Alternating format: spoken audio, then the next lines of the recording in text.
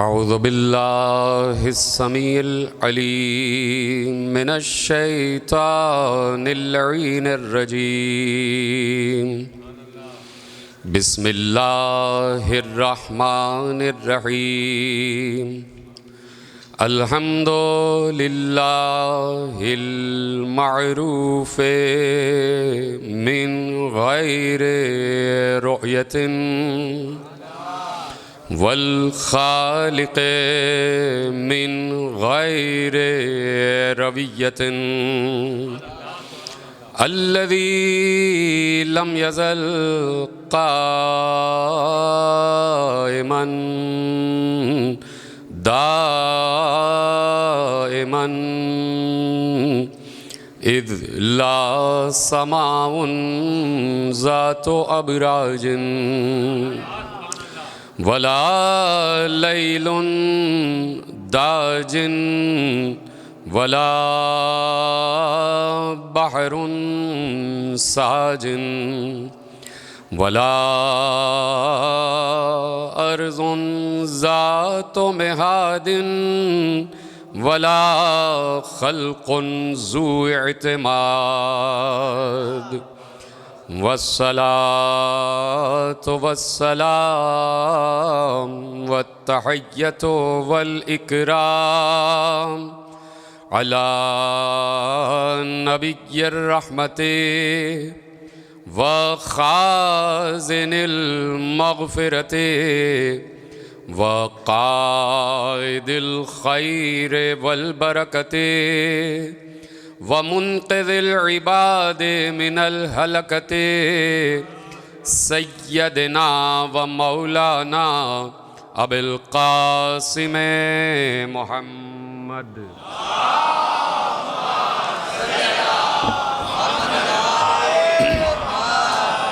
व अहले बैतिहि तय्यबीन ताहिरीन अल मासूमीन अल मज़लूमीन अल मुंतखबीन अल मुंतजबीन अल्लज़ीना अज़हबल्लाहु अन्हुमुर रिज्सा व तहरहुम तत्हीरा।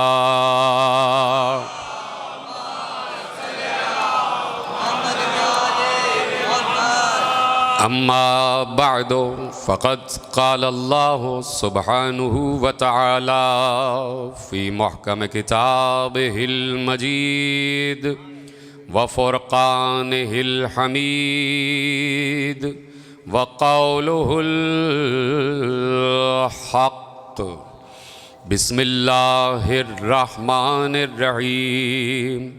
यौमइज़िन यफ़रहुल मुअमिनून बिनस्रिल्लाह यंसुरु मन यशा व हुवल अज़ीज़ुर रहीम।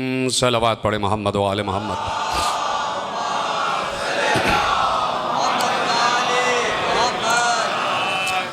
परवरदिगार आलम का शुक्र है कि उसने हमें उस अक़्ल से, उस शऊर से, उस मारिफत से, उस अक़ीदत से और उस यकीन से नवाज़ा है कि हम हर लम्हा, हर लहज़ा जब भी फ़र्श अज़ा पर बैठते हैं तो ये बात बसत इत्मीनान और ये ऐलान बसत फ़ख्र करते हैं कि हम फ़र्श अज़ा पर ज़मीन पर बैठकर वही काम कर रहे हैं जो आसमानों पर अल्लाह कर रहा है। और ये काम जिसे कार ज़िक्र अहले बैत कहते हैं, ये ज़िक्र अहले बैत ही ज़िक्रुल्लाह है। और हम मुसलसल अपने आइम्मा के अक़वाल की रोशनी में और आइम्मा आयात की रोशनी में ये बात बताते हैं कि अल्लाह को उस वक्त तक नहीं पहचाना जा सकता जब तक अल्लाह के अबूदुस सालिहीन को ना पहचाना जाए। यानी ख़ुद अल्लाह ने बता दिया कि माबूद आब्द के ज़रिए पहचाना जाता है। जब तक उबूदियत की मंजिल पर नहीं आओगे उस वक्त तक माबूदियत समझ में नहीं आएगी। इसलिए अल्लाह ने इस दुनिया में अपने कुछ ऐसे ख़ास इबाद और ख़ास आबिदीन रखे हैं कि उसने कभी ये नहीं कहा, और जुमला आपके हवाले हो रहा है, कहीं पर भी आपको किसी रिवायत में, किसी दिरायत में, किसी कौल में, किसी हदीस में आपको ये जुमला नज़र नहीं आएगा कि उसने कहा हो कि मुझे जिब्राईल के सजदों पर फ़ख्र है।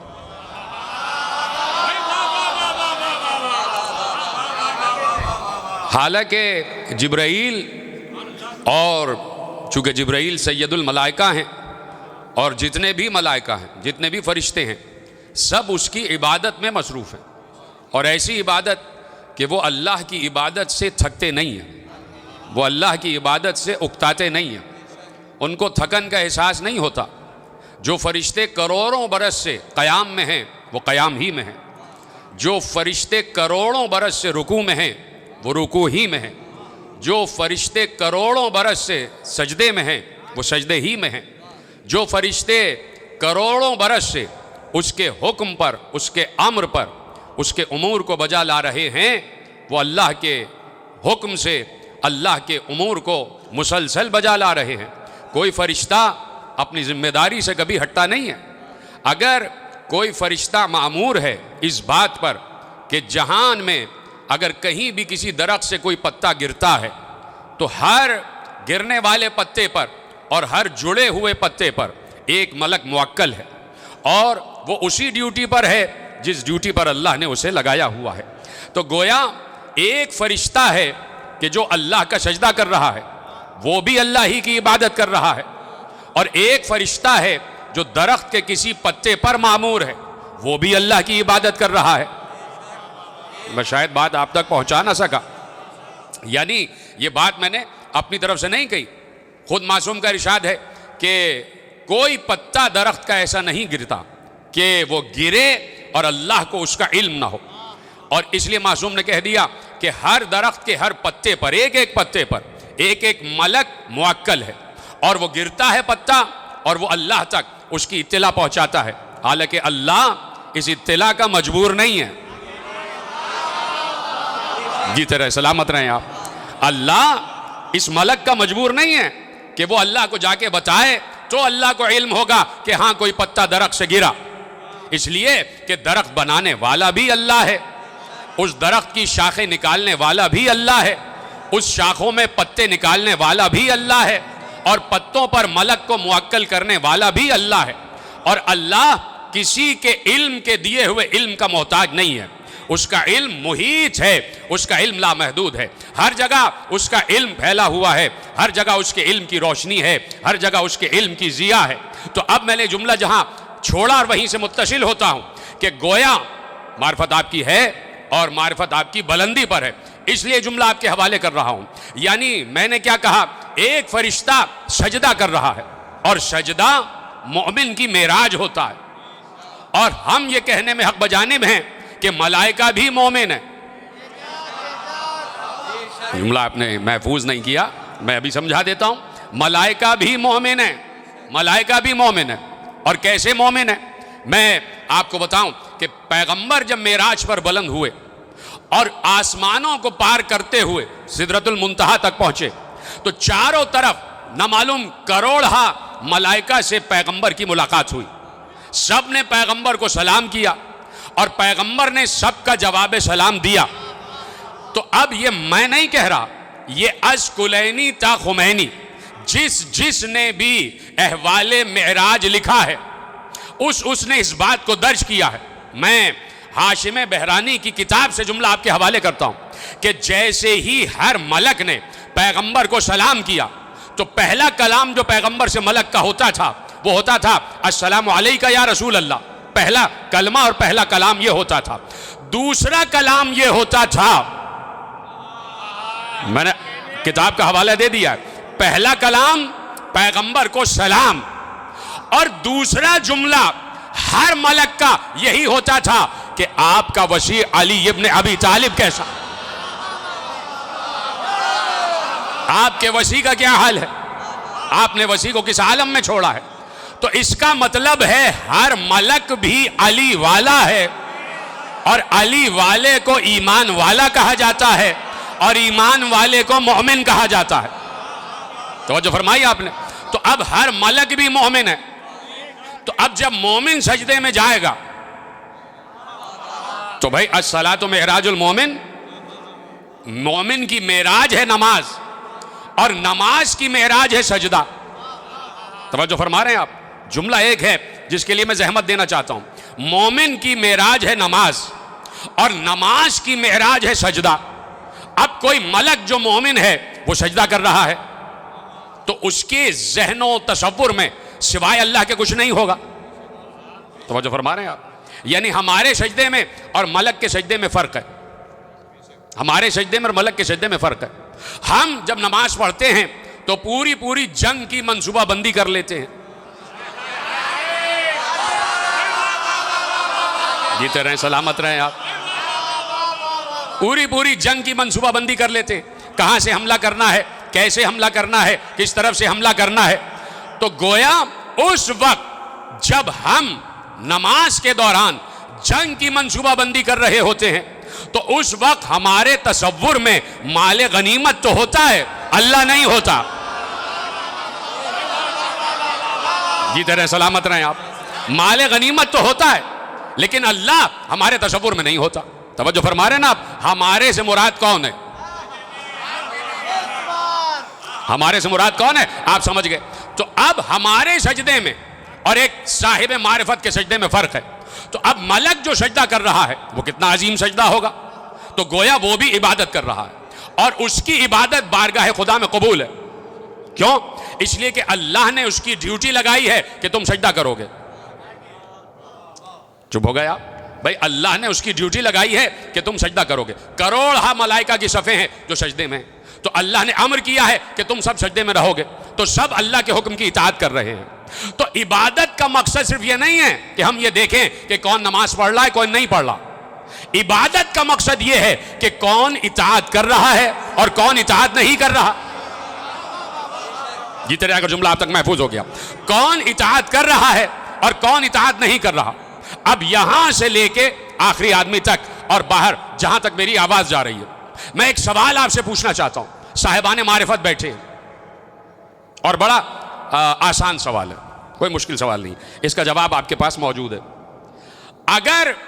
अगर जिस वक्त पैगंबर इस दुनिया में हैं 11 हिजरी और पैगंबर के जाने से पहले पैगंबर ये कह दे कि अब नमाज नहीं पढ़ी जाएगी, पैगंबर ये कह दें कि अब नमाज नहीं पढ़ी जाएगी, नमाज का हुक्म उठा लिया गया। मसलन एक मफरूज़ा है, एक फ़र्ज़ करें आप, मैं सिर्फ आप तक वो जुमले पहुंचाना चाहता हूं कि जो साहिबाने मारिफत के जहनों में गर्दिश करते कि अगर पैगंबर ये हुक्म दे देते कि अब नमाज नहीं पढ़ना, तो पैगंबर अपनी तरफ से तो हुक्म नहीं देते, अल्लाह की तरफ से देते। तो अब सवाल ये है कि अगर पैगंबर कह दें कि नमाज नहीं पढ़ना है तो उसके बाद नमाज पढ़ना इबादत होगा या नमाज ना पढ़ना इबादत होगा?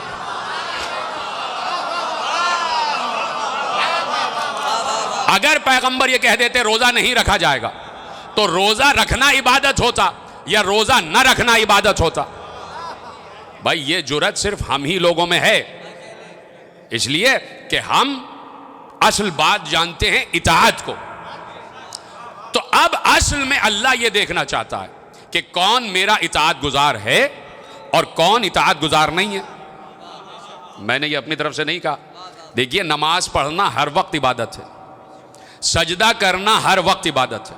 ना सजदे का हुक्म उठाया गया, ना नमाज का हुक्म वापस लिया गया। लेकिन मैं क्या करूं कि एक मौका ऐसा आया कि अल्लाह ने ये फिक्र कयामत तक पहुंचा दी कि असल चीज है मेरी इताअत, असल चीज है मेरी इताअत, मेरी फरमाबरदारी, मेरी इताअत गुजारी। अब कयामत तक अल्लाह ने यह मंजर कुरान में महफूज कर दिया कि देखो, तसव्वुर ये करते रहना कि हम किसी वक्त भी अपना कोई अम्र वापस ले सकते हैं। सजदा हर वक्त इबादत है और सजदा अल्लाह ही को इबादत है। जुमला बोले हाँ या नहीं? सजदा अल्लाह ही को करना इबादत है या नहीं? लेकिन अल्लाह ने एक वक्त ऐसा महफूज करवा दिया कि सबसे कहा इस वक्त सजदा मुझे नहीं होगा, आदम की तरफ होगा। तो अब मैं यह पूछना चाहता हूं, उस वक्त उस मखसूस लम्हे में जब अल्लाह ने यह कहा कि सजदा मुझे नहीं होगा, आदम की तरफ फ़क़ऊ लहू साजिदीन, भाई ये रिवायत नहीं है, हदीस नहीं है, कुरान की आयत है। अल्लाह ने कहा तुम सब साजिदीन हो जाना, आदम की तरफ सजदा करना, रुख फेर लेना क़िबला आदम की तरफ। तो अगर उस वक्त कोई मलक, कोई फरिश्ता आदम की तरफ से रुख हटा के अल्लाह को सजदा करे तो यही सजदा हराम हो जाएगा, यही सजदा हराम हो जाएगा। तो असल चीज क्या है? इताअत खुदाबंदी। असल चीज यह है कि कौन मेरा मुती है और कौन मेरा नाफरमान है। अब जुमला आपके हवाले हो रहा। तो अब कोई मलक है जो सजदा कर रहा है, वो भी उसकी इबादत है, इसलिए कि अल्लाह की इताअत कर रहा है। और कोई मलक सजदा नहीं कर रहा, वो पत्ते पर मुवक्किल है।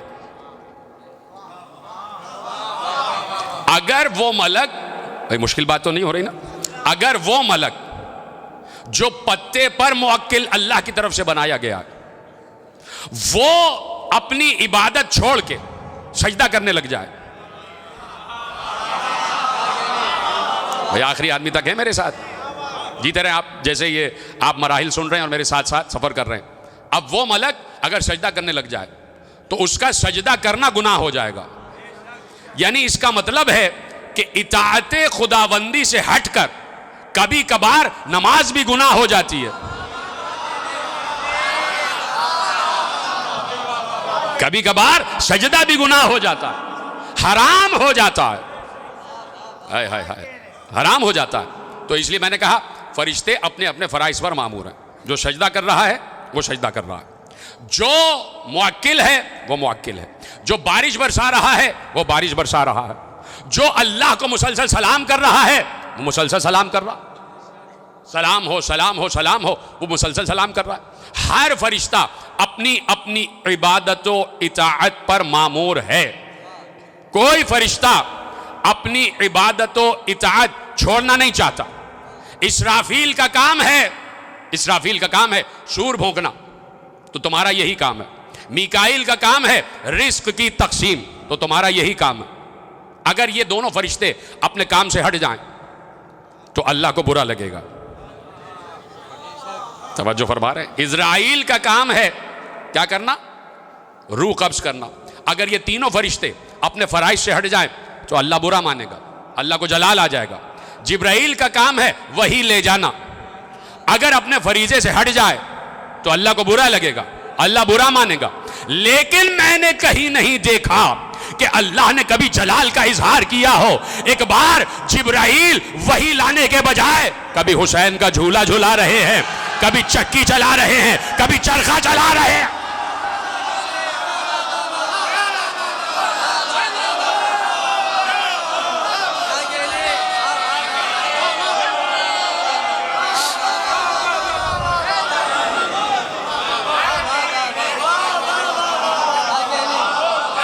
तो फरमाइए आप समझ में आया आपके कि अगर कोई मलक सजदा कर रहा है, अगर कोई मलक वही ले जा रहा है, अगर कोई मलक रूह कब्ज कर रहा है, अगर कोई मलक बारिश बरसा रहा है, अगर कोई मलक सूर भोंक रहा है, अगर कोई मलक रिस्क दे रहा है और वो हटकर दरे सहरा का दरबान बन के आ जाता है, तो अल्लाह कहता है वही भेजना और जहरा की दरबानी करना बराबर।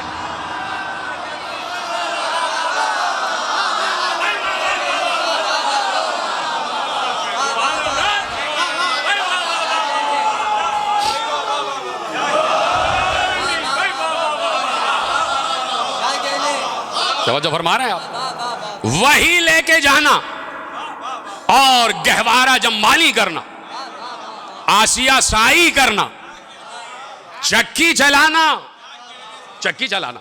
इसलिए कि जिब्राइल जानता है, जिब्राइल जानता है, वो जानते हैं जिब्राइल अलैहिस्सलातु वस्सलाम, वो जानते हैं कि ये चक्की नहीं चल रही है, ये कायनात गर्दिश कर रही है, ये कायनात गर्दिश कर रही है, और कायनात गर्दिश कर रही है तो यकीनन किसी महवर के गिर्द कर रही है। मारिफत की बातें आपके हवाले कर रहा हूं। किसी महवर के गिर्द गर्दिश कर रही है, और वही महवर है जिसे दरे सैयदा कहते हैं। हाय हाय हाय, सलामत रहें आप, खुदा आपको खुश रखे कि दरे सैयदा, हुजरे सैयदा, बैते सैयदा कोई मामूली घर नहीं है।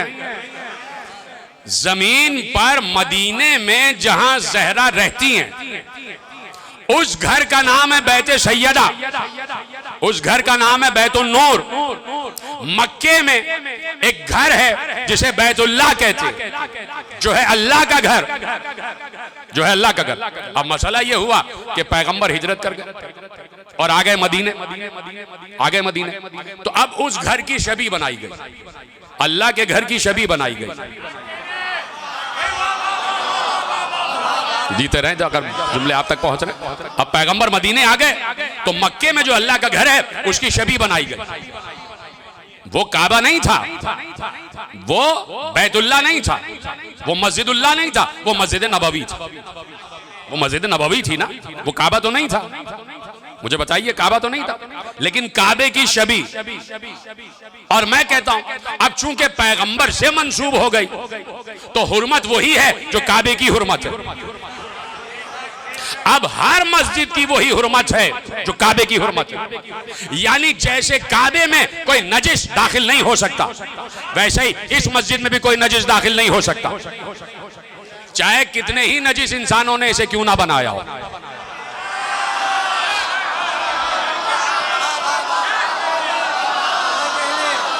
भाई सैकड़ों मस्जिदें हैं, हजारों लाखों मस्जिदें हैं, न मालूम किस किस पत्थर से बनी है। और जो मजदूर बना रहे थे उन्होंने गुस्ल किया भी था या नहीं, वो किस आलम में थे। फिर ये कि जो मट्टी और गारा और ईंटें आई हैं वो कहां से आई हैं, वो किसी हिंदू की भट्टी से तो नहीं आई, ठीक है। और फिर जो पैसा लगा है वो कहीं किसी सियाह को सफेद करने में, तो जो पैसा लगा है वो कहीं ब्लैक मनी तो नहीं है कि जिसे व्हाइट मनी करने के लिए इस्तेमाल किया गया हो। मस्जिद बना दी, हाय हाय, मस्जिद तो बना दी शब भर में। ईमा की हरारत वालों ने, दिल अपना पुराना पापी था, बरसों में नमाजी हो न सका। तो मस्जिदें तो सैकड़ों बन रही हैं मस्जिदें, न मालूम किसके रुपये से बनी है, न मालूम किस ईंट से बनी है, किस गारे से, किस मट्टी से, किस सीमेंट से बनी है, लेकिन किसी से भी बनी हो। अब चूंकि मंसूब हो गई अल्लाह से, मंसूब हो गया अल्लाह से, तो अब ये नहीं पूछोगे कि बनाने वाला पाक था या नहीं था, है कि नहीं, ईंटें पाक थी या नहीं थी। अब चूंकि मंसूब हो गई अल्लाह से तो अब मस्जिद काबिल एहतराम, मस्जिद काबिल एहतराम। यानी मंसूब हो जाए किसी अल्लाह वाले से तो चीज मुकद्दस हो जाती है। अब हमसे ना पूछना कि ये अलम का बांस कहां से आया, ये फरेरा कहां से आया, ये पंजा कहां से आया।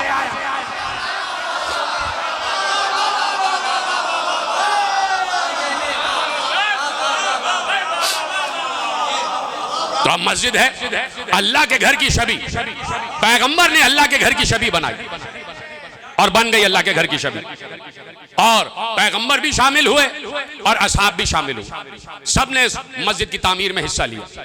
खजूरों के पत्तों से छत डाल दी गई, कच्ची मट्टी से दीवारें उठा दी गई, फर्श पर चटाई बिछा दी गई, और पैगंबर इमाम जमात हो गए और पीछे जो यार थे वो मुक्तदी हो गए। अल्लाह का घर है भाई, अल्लाह का घर है और अल्लाह का नबी है, अल्लाह का नबी। तो अगर पैगंबर, शायद कि मैं जुमले आप तक पहुंचा सकूं, अगर पैगंबर हिजरत न करते और वो हालात ना होते कि जो मक्के में हुए, और पैगंबर उसी वक्त बुतों को निकाल देते और अल्लाह का घर पाक हो जाता, तो फिर बैतुल्लाह ही बैत नबवी कहलाता, वही मस्जिद नबवी भी होता, होता कि नहीं होता। और उधर ही पैगंबर नमाज पढ़ाते। चुप हो गया, काबे के अंदर नमाज पढ़ाते रसूल, फिर चुप हो गया। भाई सही बुखारी में रिवायत, ये मैं नहीं कह रहा, खुदा न खास्ता मैंने नहीं कहा ये,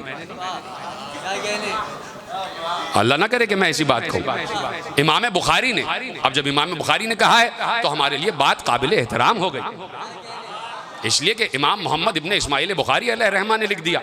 और आलम इस्लाम की इतनी अजीम हस्ती जिन्होंने तकरीबन 4-4,500 से रिवायतें से बढ़कर रिवायतें सही अल बुखारी में शामिल की हैं, और बड़ी तगोदो की है, बड़ी जिद्दोजहद की है, रिवायतें समेटने में बड़ी जिद्दोजहद की है।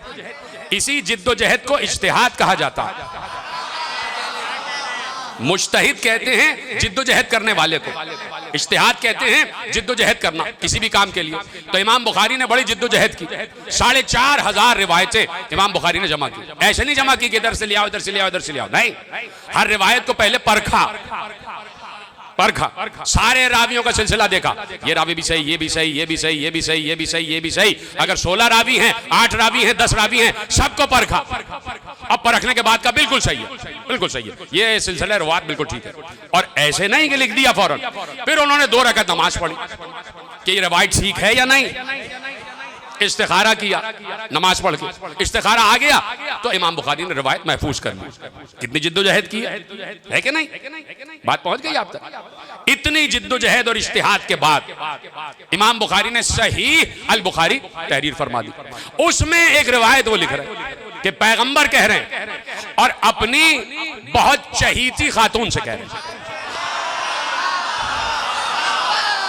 भाई उम्मुल मोमिनीन से इरशाद फरमा रहे हैं, हम एहतराम करते हैं उम्महातुल मोमिनीन और अज़वाज मुतहरात और सहाबा किराम का, कि उम्मुल मोमिनीन से इरशाद फरमाया, अगर मुझे तुम्हारी कौम का खौफ ना होता, इसलिए कि वो अभी अभी इस्लाम में दाखिल हुए हैं, ये अल्फाज हैं सही बुखारी के, कहा भाई वो अभी अभी नए नए इस्लाम में दाखिल हुए, अगर मुझे उनके बहक जाने का खौफ ना होता तो मैं इस अल्लाह के घर को गिरा देता और उसे दोबारा तामीर करता और उसमें 2 दरवाजे निकालता कि एक दरवाजे से जाएं और एक से बाहर चले जाएं। बैठे हैं या कहीं आप इधर उधर चले गए? तशरीफ फरमा है ना आप मेरे साथ? कहा कि अगर ये ना होता तो मैं काबे को गिराता और दोबारा तामीर करता और 2 दरवाजे बनाता, एक दाखिल होने वाला और एक बाहर जाने वाला। इसका मतलब है कि दाखिल हो सकते थे और जा भी सकते थे काबे में, और अल्लाह का रसूल काबे ही में नमाज पढ़ाता। हैरान हो गए आप, अल्लाह का रसूल। आज तो आप इसीलिए परेशान है ना कि हर किसी को इजाजत ही नहीं मिलती काबे के अंदर जाने की, हर किसी को इजाजत नहीं मिलती, और उसको जरा सा ऊंचा भी बना दिया है कि 8-10 सीढ़ियां चढ़ के है ताकि कोई दरवाजे को भी हाथ ना लगा सके। जुमला आपके हवाले कर रहा हूं और मैंने इतना अजीम हवाला आपके हवाले कर दिया। तो पैगंबर कहते हैं कि 2 दरवाजे बनाता, एक दरवाजे से दाखिल होते, एक दरवाजे से निकल जाते। तवज्जो फरमा रहे हैं आप? तो पूछना ये चाहता हूं कि अगर पैगंबर ऐसा कर देते तो क्या कोई नजिस इंसान उस मखसूस हालत में इजाजत पाता कि काबे के अंदर से दाखिल होकर निकल जाता? नहीं ना। कोई मखसूस हालत में, जिस मखसूस हालत में गुस्ल वाजिब हो जाए, तो उस हालत में पैगंबर इजाजत नहीं देते कि भाई इस दरवाजे से निकलो, इधर से निकल जाओ। ये तो इजाजत नहीं देते ना, यानी पाक होने की इजाजत है, पाक होने की इजाजत है।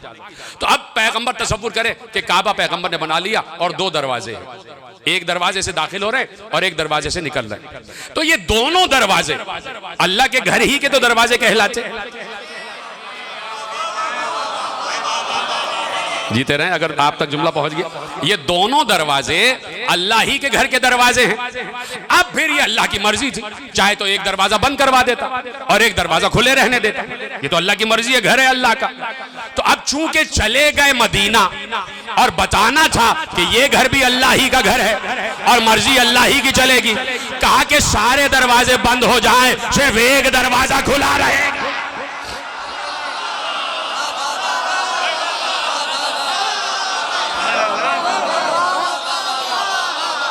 जीते रहें, सलामत रहें आप। सारे दरवाजे बंद हो जाएं, सिर्फ एक दरवाजा खुला रहेगा, और जो दरवाजा खुला रहेगा, अभी तो आपने मेरे साथ दिया है ना, जो दरवाजा खुला रहेगा वो भी मस्जिद ही का तो दरवाजा होगा। तो इसीलिए तो कहते हैं ये बैते फातिमा नहीं है, ये बैतुल्लाह है।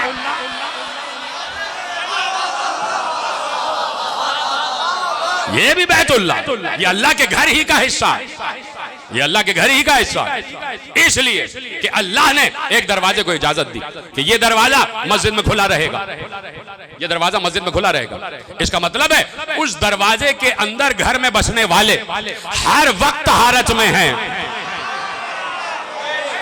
यहाँ सलामत रहे, पीछे वाले हजरात ने मेरा साथ दे दिया।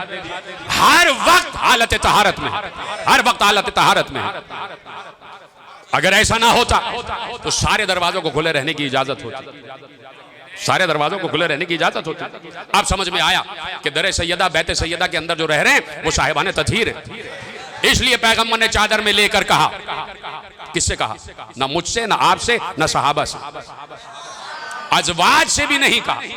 बीबी उम्मे सलमा रजी अल्लाह ताला अन्हा का घर है और रावी हैं जनाबे आयशा रजी अल्लाह ताला अन्हा, रावी हैं, खुद रिवायत करती है कि पैगंबर ने ऊनी चादर ओढ़ी, हसन आए, हुसैन आए, अली आए, जहरा आ गए, चारों पांचों चादर में जमा हुए। तो अब पैगंबर ने अल्लाह से कहा, अल्लाहुम्मा इन्ना हाउलाए अहले बैती, परवरदिगार ये है मेरे अहले बैत। क्यों या रसूल अल्लाह, कि अल्लाह को मालूम नहीं है कि ये आपके अहले बैत है? तो रसूल अल्लाह यही कहेंगे, मुखातिब अल्लाह है, बचाना अहले मोहल्ला को है।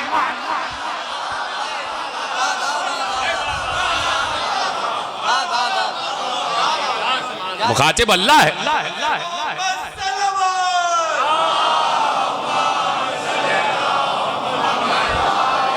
समझो फरमा रहे हैं आप।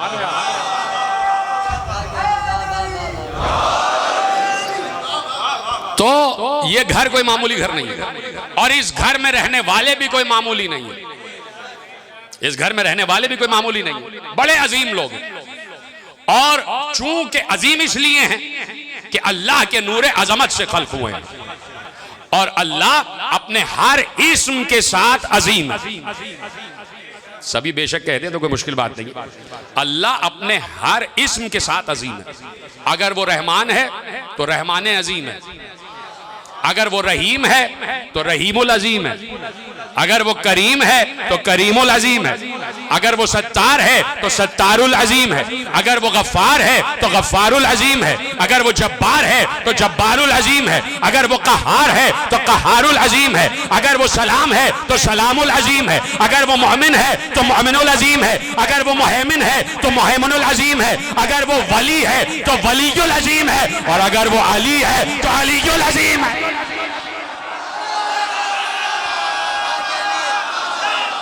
हर हालत में, हर हालत में अजीम है और अल्लाह ने इनको अपने नूरे अजमत से खल्क किया, यानी उसके 99 नाम उसकी अजमत का हिस्सा है।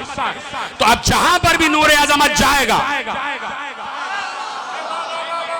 वहां पर अल्लाह की हर सिफत जाएगी और अपने हर इस्म के अजमत के साथ जाएगी, अपनी हर इस्म की रिफत के साथ जाएगी।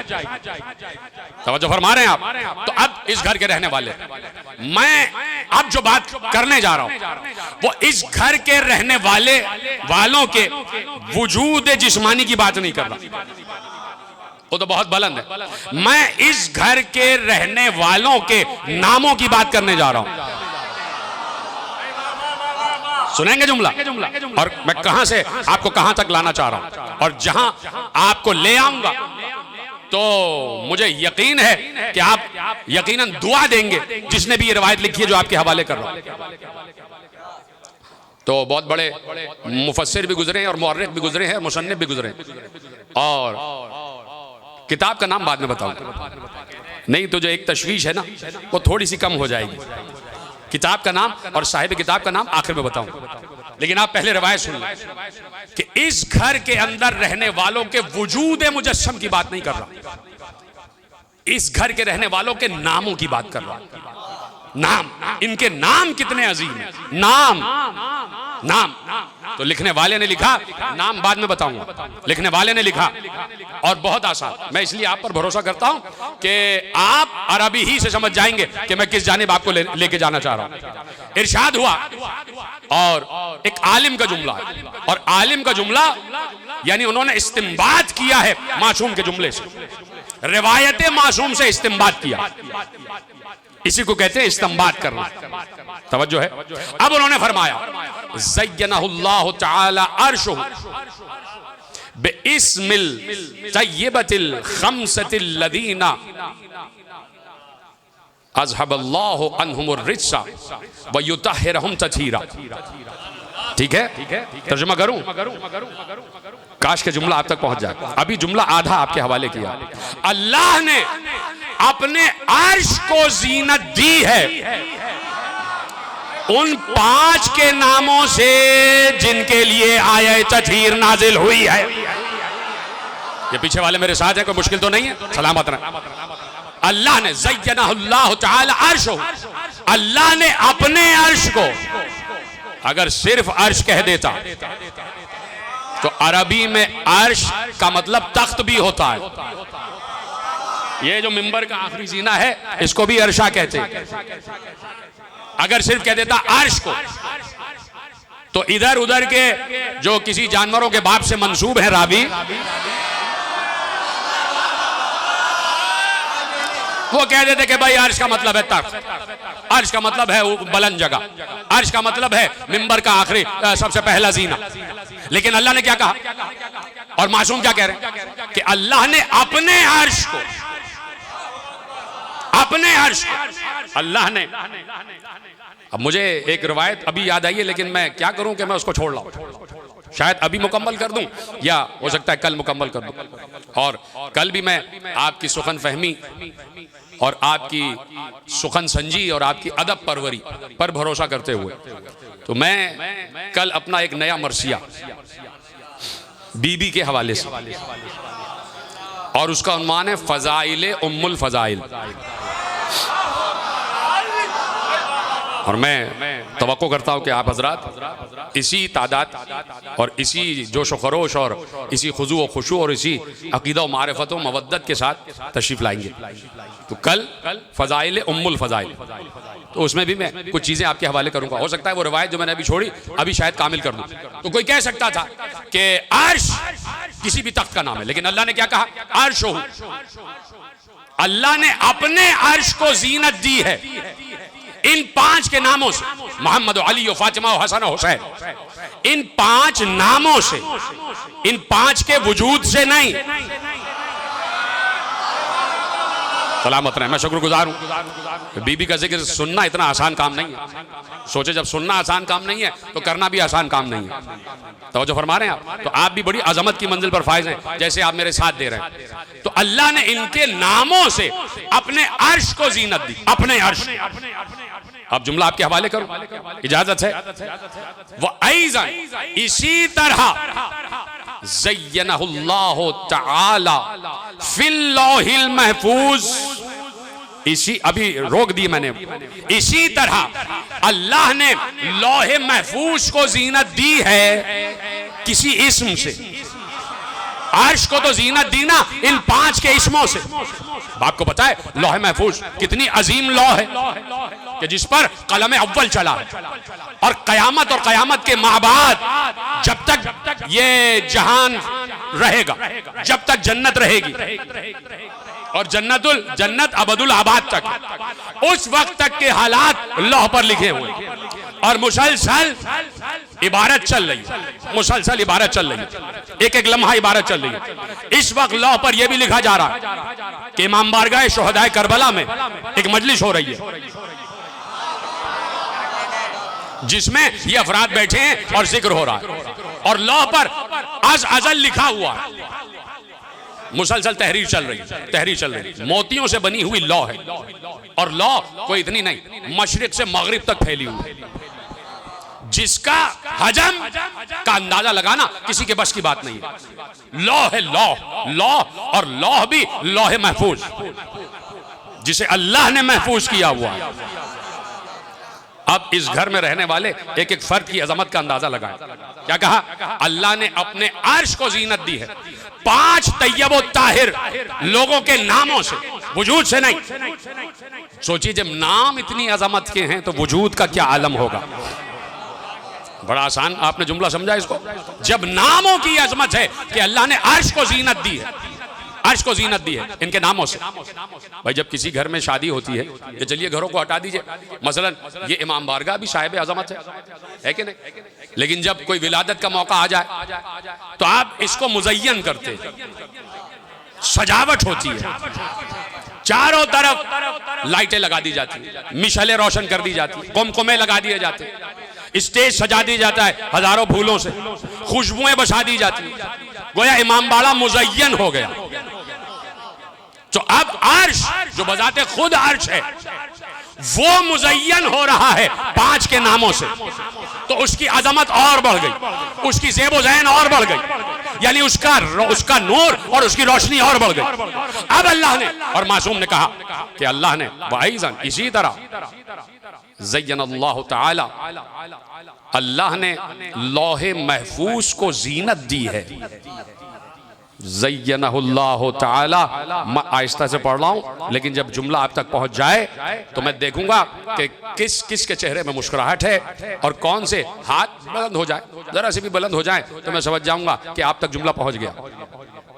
इसलिए कि जितने के जितने बैठे सब के सब साहिब नसब है। मैं इस बात का कायल नहीं हूं जिसका हाथ नहीं उठा रहा वो फलां ज़्यादा है। सब के सब साहिब नसब बैठे हुए, सब के सब इज़्न याफ्ता बैठे हुए, सब के सब इजाजत याफ्ता बैठे हुए। तो अगर जुमला पहुंच जाए तो मुझे बता दीजिएगा कि हाँ भाई पहुंच गया जुमला, आगे बढ़ो। मुझे हाथ उठा के कह दिए कि हाँ भाई पहुंच गया, अब आगे की सुनाओ।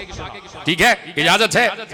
ज़य्यनहुल्लाहु तआला अर्शुहु बिइस्मिल तय्यबिल खम्सतिल लदीना अज़हबल्लाहु अन्हुमुर रिज्सा व युतहिरहुम तत्हीरा व अयज़न ज़य्यनहुल्लाहु तआला फिल लौहिल महफूज। इसी तरह अल्लाह ने लौहे महफूज को जीनत दी है बिइस्म ज़ैनब।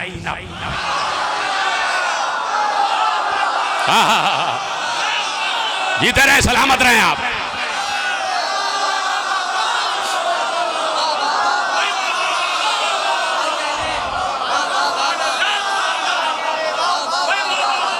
जीते रहे आप।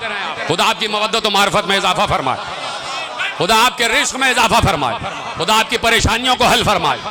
जिनके पास घर नहीं है खुदा उन्हें बेहतरीन घर इनायत फरमाए, जिनके पास रोजगार नहीं उन्हें बेहतरीन रोजगार इनायत फरमाए। जैसे आपने सुना है जुमला बेइस्म ज़ैनब, अल्लाह ने लौहे महफूज को जीनत दी है, ज़ैनब के वजूद से नहीं, ज़ैनब के नाम से।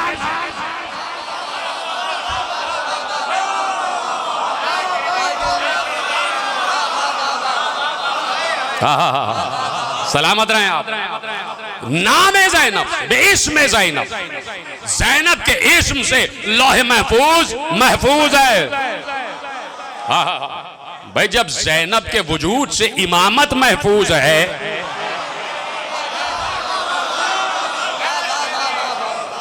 ज़ैनब के वजूद से इमामत महफूज है, तो इसका मतलब है कि लौहे महफूज भी महफूज है। जुमला मैंने अपनी तरफ से नहीं कहा, अपनी तरफ से नहीं कहा, अहले सुन्नत मुअर्रिखीन ने भी लिखा है, मुफस्सिरीन ने भी लिखा है। जब पूछा गया कि ये इमाम मुबीन क्या है, पूछा गया इमाम मुबीन क्या है, रसूल अल्लाह से पूछा गया इमाम मुबीन क्या है। हमारे भाइयों की रिवायत आपके हवाले करता हूं। तो जब रसूल अल्लाह से पूछा गया इमाम मुबीन क्या है, तो पैगंबर ने कहा लौहे महफूज। अब चाहे इमाम मुबीन को लौहे महफूज मानो, ये वाली रिवायत मानो, या ये वाली रिवायत मानो कि जैसे ही पैगंबर से पूछा गया लौहे महफूज क्या है, पैगंबर ने अली की तरफ इशारा करके कहा यही लौहे महफूज है, यही इमाम मुबीन है। जुमला आप तक पहुंच गया, खुदा सलामत रखे आप।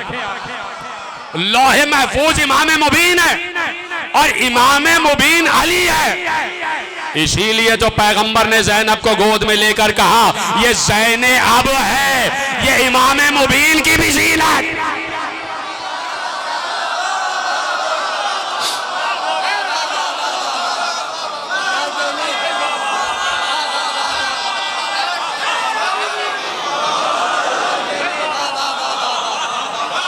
ये इमाम मुबीन की भी जीनत है, ये लौह महफूज की भी जीनत है।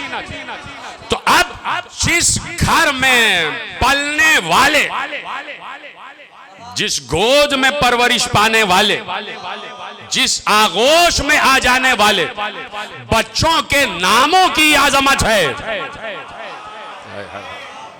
तो सोचिए उनके वजूद की, उनकी जात की क्या आजमत है, उनकी जात की क्या आजमत है। तो अब उनकी अजमत का कोई इदराक नहीं कर सकता। मैंने तो इसीलिए हाथ खड़े कर लिए कि उनकी अजमत का कोई इदराक नहीं कर सकता। कोई था नहीं है आले मोहम्मद के फजाइल, आले मोहम्मद के फजाइल की कोई था नहीं है। अगर अपने हक के लिए नहीं खड़े हो रहे, नहीं एहतजाज कर रहे, अपना हक तलवार के जोर पर नहीं ले रहे, तो उससे उनकी इमामत पर कोई हर्फ नहीं आता।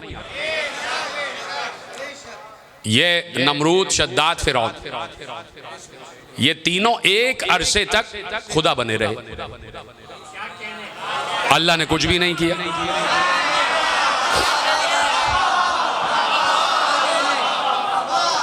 उससे पहले भाई शद्दाद का तो अजीब वाकया है, शद्दाद का तो अजीब वाकया। अल्लाह आलिमुल गैब है या नहीं? भाई आपसे पूछ रहा हूं, इसका मतलब है किसी से पूछ रहा हूं। अल्लाह तो आलिम गैब है, भाई सबको मानना पड़ेगा कि अल्लाह आलिम गैब है। आप बहस कर लीजिए कि रसूल को इल्म गैब है या नहीं, अली को इल्म गैब है या नहीं, आप बहस करते रहिए, लेकिन इस पर बहस नहीं है कि अल्लाह आलिमुल गैब है। अल्लाह आलिमुल गैब है, खालिकुल गैब भी है, साहिबुल गैब भी है, आलिमुल गैब भी है, मुज़हिरुल गैब भी है। भाई खालिकुल गैब है तो आलिम गैब है। हर गैब उसके लिए शहूद की मंजिल पर, हर गैब उसके लिए जाहिर की मंजिल पर। मसलन मैं सवाल करूं कि कयामत में क्या होने वाला, ये सब अल्लाह को मालूम है। मालूम है, अभी कयामत आई नहीं ना, मालूम कब आएगी। हो सकता है कल आ जाए, हो सकता है 1 लाख बरस बाद आए। कयामत तो आना है ना, तो अब कयामत के बाद भी जो कुछ होना है वो सब अल्लाह को मालूम है, और उसने कुरान में रख दिया, सब मालूम है ना। मसलन इस वक्त कोई बच्चा पैदा हो रहा है तो अल्लाह को पूरी उसकी लाइफ हिस्ट्री मालूम है, पूरी लाइफ हिस्ट्री मालूम है कि ये पहले दिन से आखिरी दिन तक क्या करेगा। ईमान पर रहेगा, कुफ्र पर रहेगा, गुरूर करेगा, तकब्बुर करेगा, आजिज़ी इंकिसारी करेगा, इस्लाम का कलमा पढ़ेगा या नहीं पढ़ेगा, रिश्वत लेगा या नहीं लेगा, ईमानदारी करेगा, इखलास करेगा, सब कुछ अल्लाह को मालूम है कि नहीं। अब इसी तरह शद्दाद बन गया फिरौन, खुदा बन गया। तो पैदा होते ही तो खुदा नहीं बना था, पैदा होते ही तो खुदा नहीं बना था ना, एक अरसे बाद खुदा बना। लेकिन जब पैदा हुआ तो अल्लाह को मालूम था ना कि ये मेरी मसनद पे बैठ जाएगा।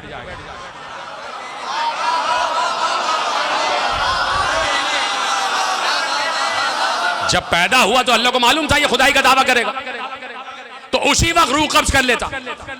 हालांकि उस वक्त ये शद्दाद ये था बिल्कुल 3 या 4 दिन का पैदा हुआ, 3 या 4 दिन का पैदा हुआ तो 3 या 4 दिन का था। तो इसके माँ और बाप एक मल्लाह के साथ कश्ती पर सफर कर रहे थे, एक किनारे से दूसरे किनारे पर जा रहे थे।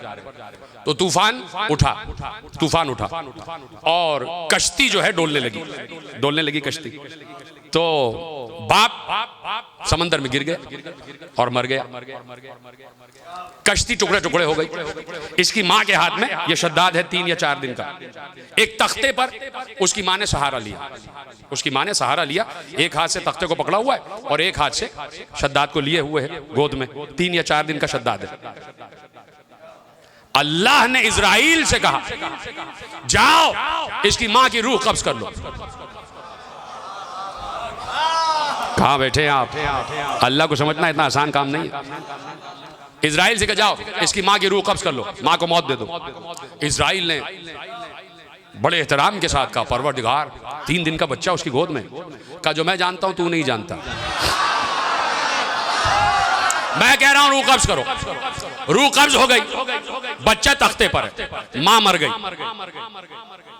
तो जो अल्लाह मल्लाह को, मां को और बाप को मार सकता है, क्या वो उसी वक्त शद्दाद को नहीं मार सकता था? है कि नहीं? पूरी परवरिश, पूरी सभाने लिखी हुई है कि किस तरह तख्ता जाकर जो है वो किनारे से लगा, और कैसे लगा बताएं आपको कैसे लगा। अल्लाह ने एक मछली को हुक्म दिया, जाओ इस तख्ते को अपनी पुष्ट पर लो और किनारे तक लगाओ ताकि ये बच्चा बच जाए। भाई अल्लाह एहसान करता है, एहसान करता है, अल्लाह मोहसिन है, एहसान करता है। वो अलग बात है कि कोई एहसान को भूल जाए, कोई एहसान फरामोश हो जाए। और अभी मैं बता रहा हूं कि शद्दाद ने एहसान फरामोशी की है। अल्लाह ने एहसान किया, मछली को हुक्म दिया जाके किनारे से लगा दो। मछली शद्दाद को लेके गई, किनारे से लगा दिया। अल्लाह ने एक हिरनी को हुक्म दिया कि जाओ इस बच्चे को उठा के लाओ। हिरनियों का जोड़ा गया और बच्चे को उठा के लाया। हिरनी को हुक्म दिया इसे दूध पिलाओ। कभी कभी सांपों को भी दूध पिलाया जाता है।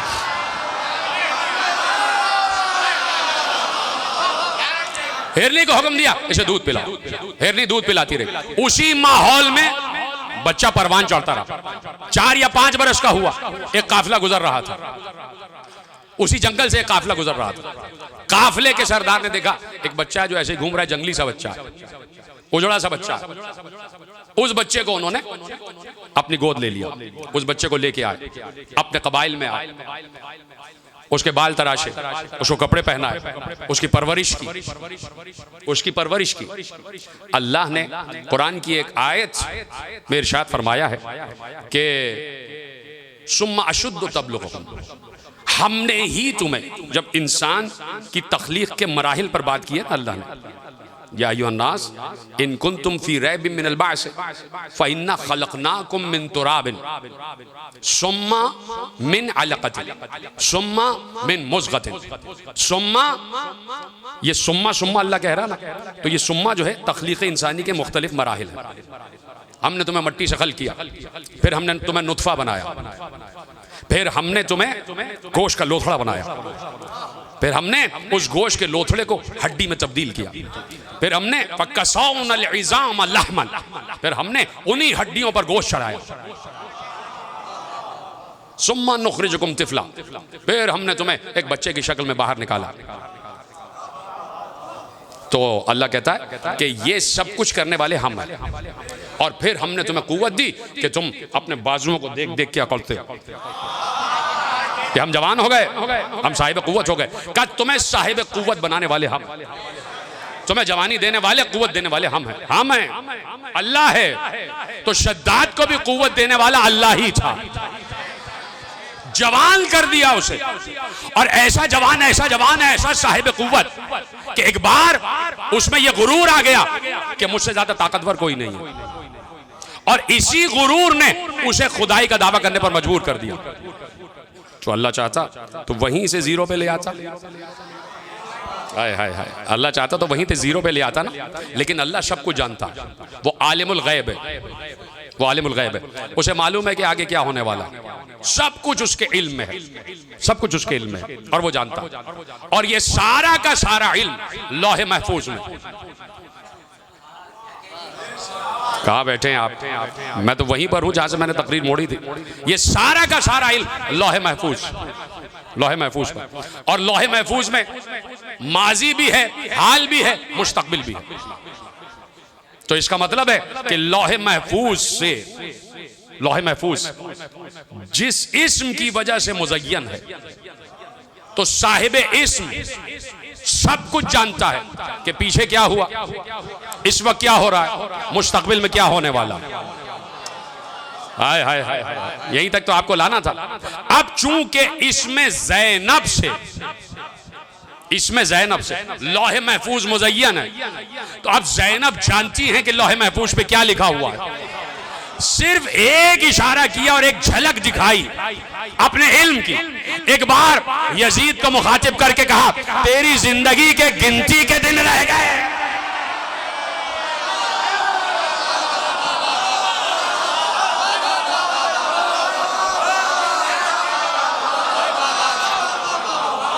गिनती के दिन रह गए।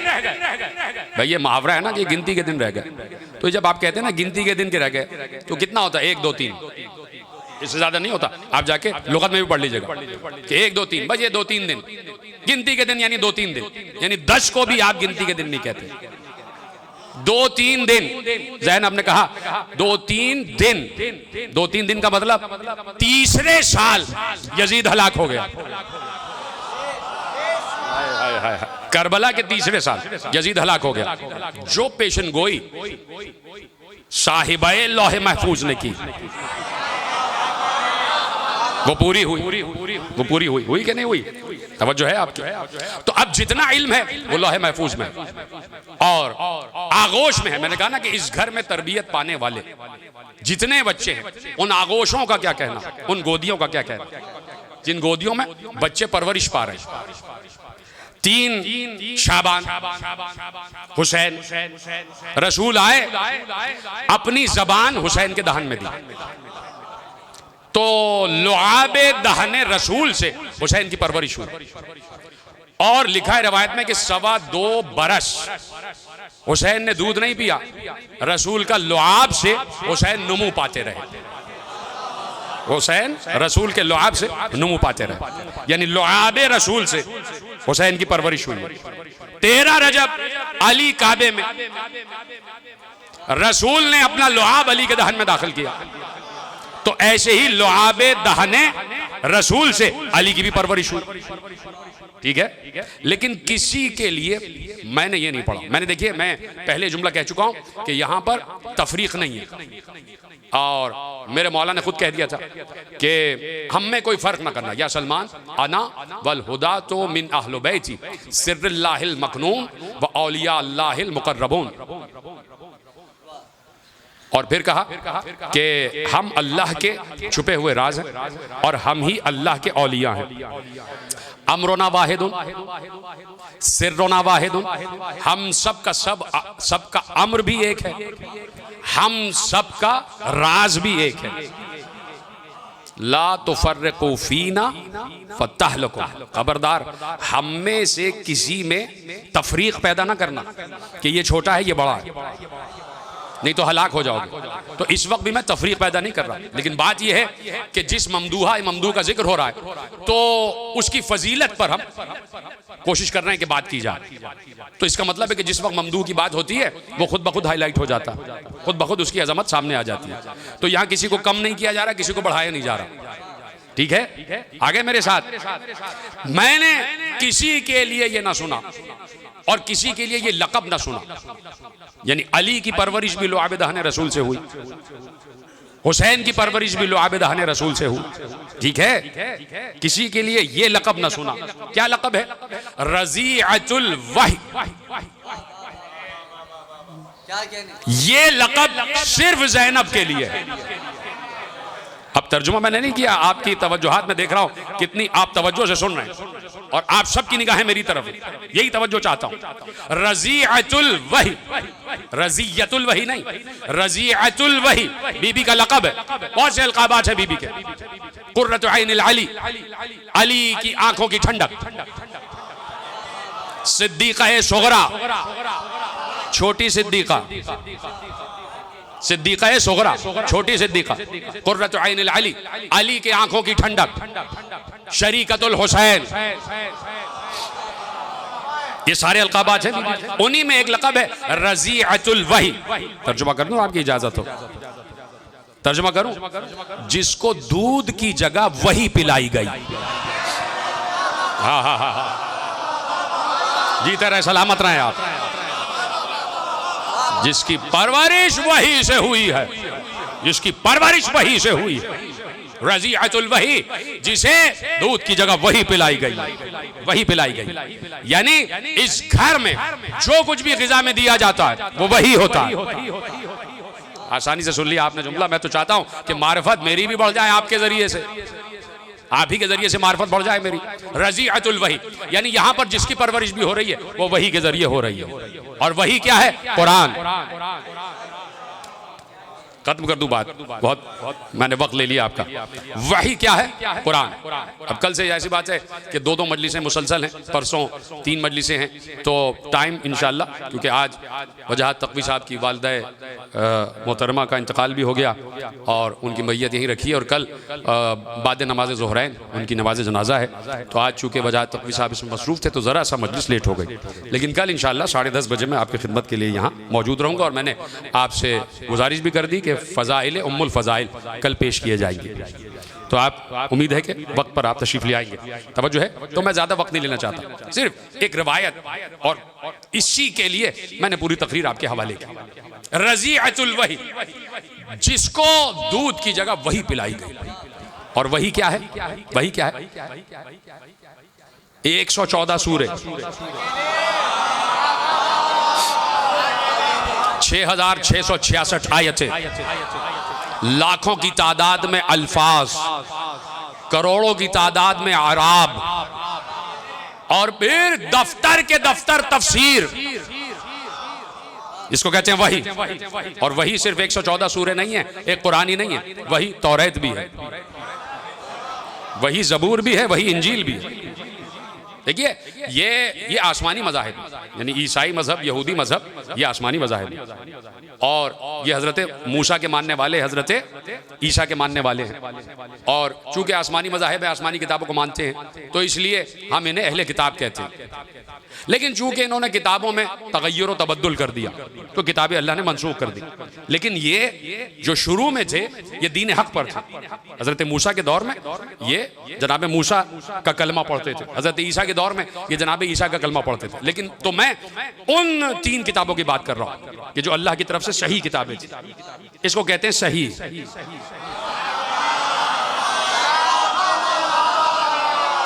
तो तौरात, ज़बूर, इंजील, कुरान, ठीक है, 114 सहीफे, 114 सहीफे अल्लाह ने नाजिल किए। 4 किताबें अल्लाह ने नाजिल की, वो सारा का सारा कुरान में। और कुरान वही खुदा है। कुरान में तौरात भी है, ज़बूर भी है, इंजील भी है, और आदम पे नाजिल होने वाले सहीफे भी हैं, नूह पर नाजिल होने वाले सहीफे भी हैं। परेशान तो नहीं हो गए, सब रहे मेरे साथ साथ, जाग रहे हैं। नूह पे नाजिल होने वाले सहीफे भी हैं, इब्राहिम पर नाजिल होने वाले सहीफे भी हैं, मूसा पर नाजिल होने वाले सहीफे भी हैं, ईसा पर नाजिल होने वाले सहीफे भी हैं, यूसुफ पर नाजिल होने वाले अहकामात भी हैं, याकूब पर नाजिल होने वाले अहकामात भी हैं, हूद पर नाजिल होने वाले अहकामात भी हैं, सालेह पर नाजिल होने वाले अवामिर भी हैं, और खिज़्र पर नाजिल होने वाला इल्म भी है, इलियास पर नाजिल होने वाला इल्म भी है। सारे उलूम जो 1,24,000 अंबिया पर नाजिल हुए, वो सब के सब कुरान में है। और कुरान है वही, और उसके लिए लक़ब है, इस बीबी को दूध की जगह वही पिलाई गई है। तो अब ज़ैनब मुजस्सम तौरात है, मुजस्सम इंजील हैं, मुजस्सम ज़बूर हैं, मुजस्सम कुरान है।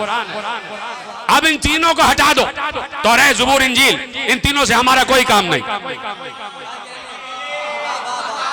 इसलिए कि तीनों मनसूख हो गए। और चौथा है कुरान, तो सब का सब कुरान में, सब का सब कुरान में।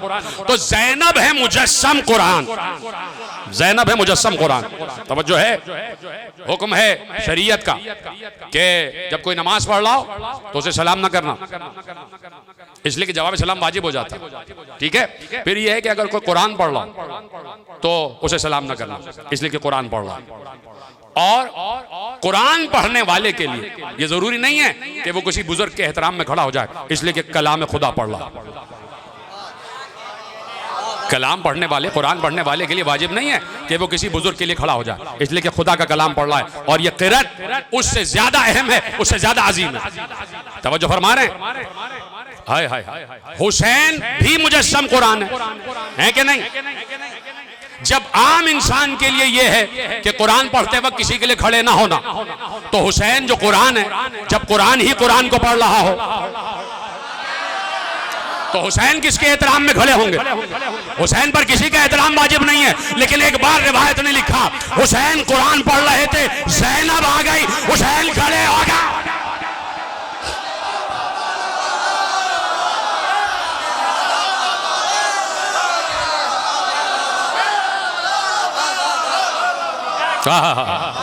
आप सलामत रहे। ये है एहतराम ज़ैनब, ये है सानिय ज़हरा, ये है सिद्दीक़ा सुग़रा, ये है लौह महफूज की ज़ीनत नहीं, ये है अली की ज़ीनत, ये है ज़ैनब, ये है अपने बाप की ज़ीनत, ये है अपने बाप की ज़ीनत। किसी ने वाक़या सुनाया कि कोई बहुत दूर दराज, मुझे अगर वाक़या सही से याद आ जाए, किसी गांव में रहने वाला, उसने ज़ियारत की तमन्ना की, लोगों ने मिलकर उसका खर्चा उठाया, ज़ियारत पे ले गए। बॉर्डर पे उसे रोक लिया गया, उसके कागजात मुकम्मल नहीं थे, कैसे वापस भेज दो। उन्होंने कहा भाई पूरा काफिला रुक जाएगा, इसको छोड़ दो, हम जाते हैं आगे।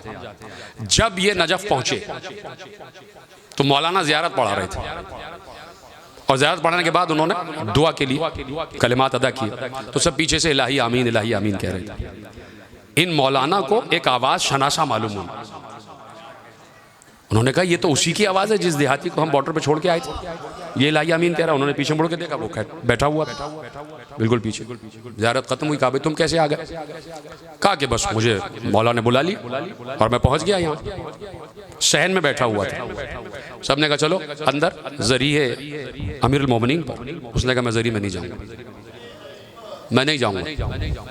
कहा क्यों नहीं जाओगे? कहा मेरे दिल में एक सवाल है, मैं पूरे साल अपनी हर मुसीबत में अली को बुलाता हूँ, ये आ जाते हैं,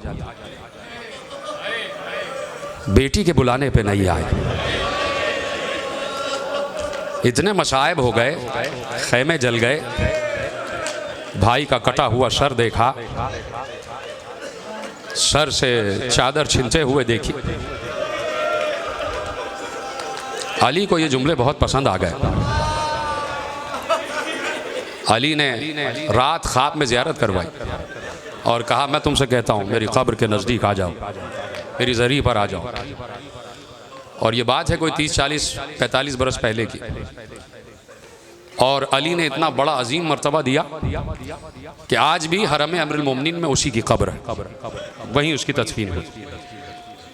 तो वो कोई तज़हीक नहीं कर रहा था, वो अली को मसाइब सुना रहा था और दिल से मसाइब सुना रहा था। आंखों से आंसू बह रहे थे कि जो आपके चेहरे की जीनत है, जो ज़ैन अब है, उस पर क्या क्या गुजरी है। सबसे बड़ी मुसीबत कोई सोचता होगा भाई का कटता हुआ गला देखना ज़ैनब के लिए बड़ी मुसीबत थी, खैमों का जलना ज़ैनब के लिए बड़ी मुसीबत थी, चादर का लुटना ज़ैनब के लिए बड़ी मुसीबत थी, सकीना के रुखसार पर तमाचे लगने देखना ज़ैनब के लिए बड़ी मुसीबत थी, हाथों में रस्सियाँ बंधना ज़ैनब के लिए बड़ी मुसीबत थी, कशा कशा बाजारों और दरबारों में ले जाया जाना ज़ैनब के लिए बड़ी मुसीबत थी, दरबारे शाम में खुतबा देना ज़ैनब के लिए बड़ी मुसीबत थी। बड़े मसाइब थे, लेकिन मैं समझता हूँ कि ज़ैनब के लिए सबसे बड़ी मुसीबत ये थी कि माँ पर जलता हुआ दरवाज़ा गिर रहा है। अजरुकुम अल्लाह, शब जुमा है, यकीन करो शब जुमा हर अमल का सवाब 10 गुना बढ़ जाता। तो आज जितना गिरिया करोगे 10 गुना सवाब मिलेगा। और अपने अपने मरहूमीन को याद करते हुए उनको इसाले सवाब करते रहना। अजरुकुम अल्लाह। सबसे बड़ी मुसीबत 5 बरस की बच्ची है और माँ पर जलता हुआ दरवाज़ा गिरते देख रही है। अजीम मुसीबतें। तो जिस वक्त खैमे जल रहे होंगे ज़ैनब को दरवाज़ा जलना याद तो ज़रूर आ रहा होगा, और ज़ैनब ने वही अज़्म दिखाया जो अज़्म माँ का देखा, जो अपनी मादर गरामी का अज़्म देखा वही अज़्म ज़ैनब था कि हाँ जैसे अम्मा ने जलता हुआ दरवाज़ा बर्दाश्त किया वैसे मैं जलते हुए खैमों को देख रही हूँ। सुनेंगे आप, ज़हरा पर जलता हुआ दरवाज़ा गिरा और ज़ैनब जलते हुए खैमों में दाखिल हुई, जलते हुए खैमे में दाखिल हुई। रावी कहता मैं देख रहा था एक बुलंद कामत की बीबी है और वो बार बार एक खैमे में दाखिल होने की कोशिश करती है। खैमे के शोले आसमान से बातें कर रहे थे और मैं समझ रहा था कि ये बीबी खैमे में जा नहीं सकती, लेकिन बार बार जाने की कोशिश करती थी। मैं समझा कि इस खैमे में इसकी बहुत कीमती शय रह गई है, बहुत कोई कीमती शय रह गई है जिसे पाने के लिए बीबी जाना चाहती है। और मैं ये सोच रहा था कि ये बीबी जा ना सकेगी, वो शय भी जल जाएगी जिस शय के लिए ये बीबी जाना चाहती है। एक बार कहता है मेरा कलेजा फट गया, इसलिए कि उस बीबी ने कुछ कहा और जैसे ही वो नाम लिया वो बीबी नाम लेकर जलते हुए खैमा में चली गई। मैं खड़ा बाहर इंतजार करता रहा कि देखता हूं इस बीबी के साथ क्या हुआ। थोड़ी देर में मैंने देखा वो बीबी बाहर आई, उसके कांधे पर एक जवान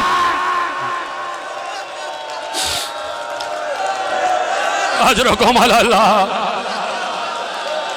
उसके कांधे पर एक जवान बचाया ज़ैनुल आबिदीन ने बहुत दिनों के बाद। तुझे बचाए मेरी भूबी ज़ैनब ने क्या कहा था? एक बार नजब करो करके कहा था, ए बाबा अली, या अली अदरिकना, या अली कह के अली को बचा के ले आए।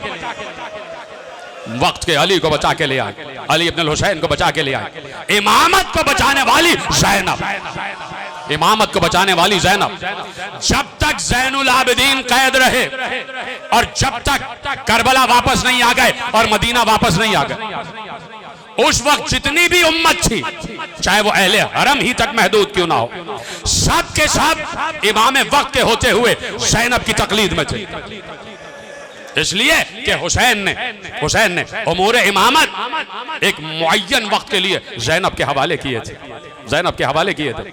और उसकी दलील क्या है? ज़ैनब ने पूछा, है इमाम वक्त, मुझे बताओ फतवा क्या है, हुक्म क्या है? इन्हीं जलते हुए खेमों में जल के मर जाएं या अपनी जान की हिफाजत करें? पलट के वहां से इमाम वक्त ने क्या जवाब दिया? बीबी मेरी फूफी, आप मुख्तार हैं, आप मुख्तार। देख रहे हैं आप? तो अब मेरे अजीजों, ये है ज़ैनब उलिया कि जिसने हर मुसीबत अज़्म ज़हरा की तरह बर्दाश्त की है। खत्म हो गई तकरीर मेरे अजीजों। अल्लाह अकबर। लोग कहते हैं ये मसाइब गढ़ गढ़ के पढ़ते हो, सिर्फ लड़ाने के लिए मसाइब पढ़ते हो। कोई ऐसा नहीं कर सकता, मुसलमान ऐसा नहीं कर सकता, नहीं कर सकता, ऐसा हो नहीं सकता। कोई इंसान ऐसा जुल्म नहीं कर सकता, कोई इंसान ऐसा जुल्म नहीं कर सकता। हुए हैं जुल्म, 1400 बरस की तारीख उठा के पढ़ो। बनु उमैया और बनु अब्बास ने सादात को ज़िबह कर कर के उनके खून से गारा बनाया है और उससे बगदाद की दीवारों को बुलंद किया गया है, दीवारों में चुना गया है।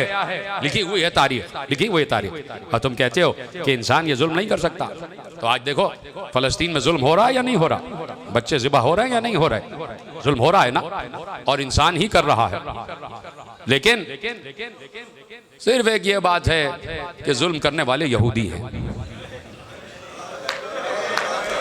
मैंने पढ़ दिया, आपने सुन लिया।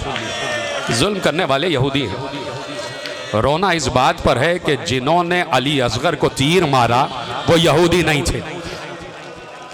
अजरुकुम अल्लाह। जिन्होंने अली अकबर के जिगर पर नेज़ा पैबस्त किया वो यहूदी नहीं थे। जिन्होंने कासिम की लाश को पामाल किया वो यहूदी नहीं थे। जिन्होंने अब्बास के शाने काटे वो यहूदी नहीं थे।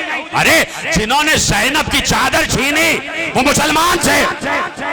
अली असगर को ज़िबह करने वाले मुसलमान थे, अली अकबर को मारने वाले मुसलमान थे, अब्बास के शाने काटने वाले मुसलमान थे, और नबी की बेटी की चादर छीनने वाले मुसलमान थे। नबी की नवासी के सर से चादर उतारने वाले मुसलमान थे, और फिर सकीना के रुखसार पर तमाचे लगाने वाले मुसलमान थे। नबी के नवासे को 13 ज़रबों से मार मार कर ज़िबह करने वाले मुसलमान थे, और वो भी मुसलमान ही थे मेरे अजीजों। आखिरी जुमला तकरीर का लिखा हुआ है रिवायत में कि सिर्फ 2 या 3 सर थे कि जो आशूर तक कटे हैं। एक वहबे कल्बी का सर, एक हुसैन का सर जो आशूर के दिन काट दिए गए, या 1-2 सर और थे कि जो काटे गए। बाकी सब के लाशें हुसैन उठाकर लाते थे और सब के लाशों को मक्तल में लिटा दिया। बराबर बराबर से हुसैन ने सबके लाशों को लिटा दिया। सारे अंसार के लाशें और सारे अकबा के लाशें सबको हुसैन लाते थे, मक्तल में लिटा देते।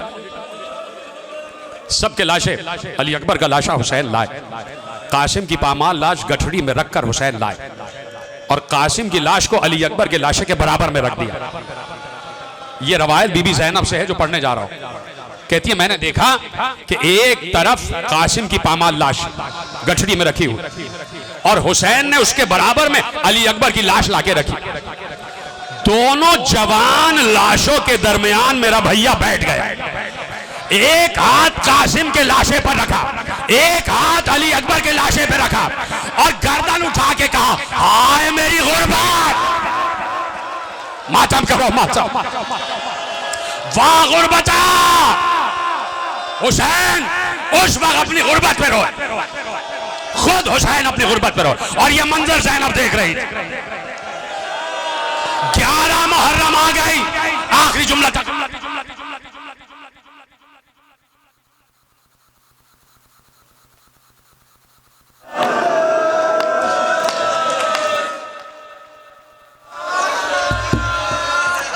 क्या गिरिया कर रहे हैं आप? 11 मुहर्रम आ गई। मैंने कहा ना सबके लाशें मक्तल में रखे हुए हैं, सबके लाशें मक्तल में रखे हुए हैं। 11 मुहर्रम आ गई। बीबियों के हाथों में रस्सियां बांध दी गई। ज़ैनब के हाथ पसे पूछ बंधे हुए हैं। उम्मे लैला रसन में बंधी हुई, उम्मे फरवा रसन में बंधी हुई, एक एक बीबी रसन में बंधी हुई।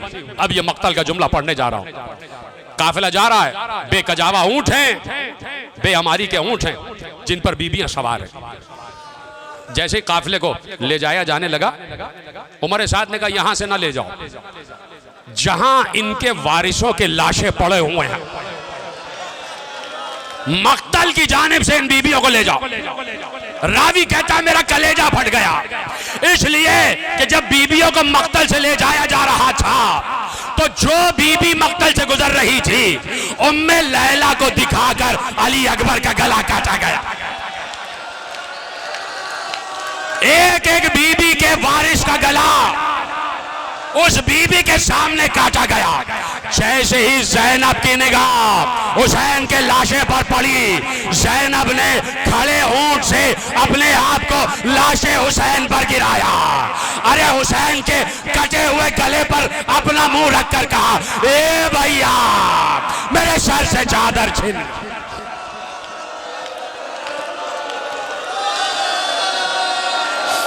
मातम हुसैन।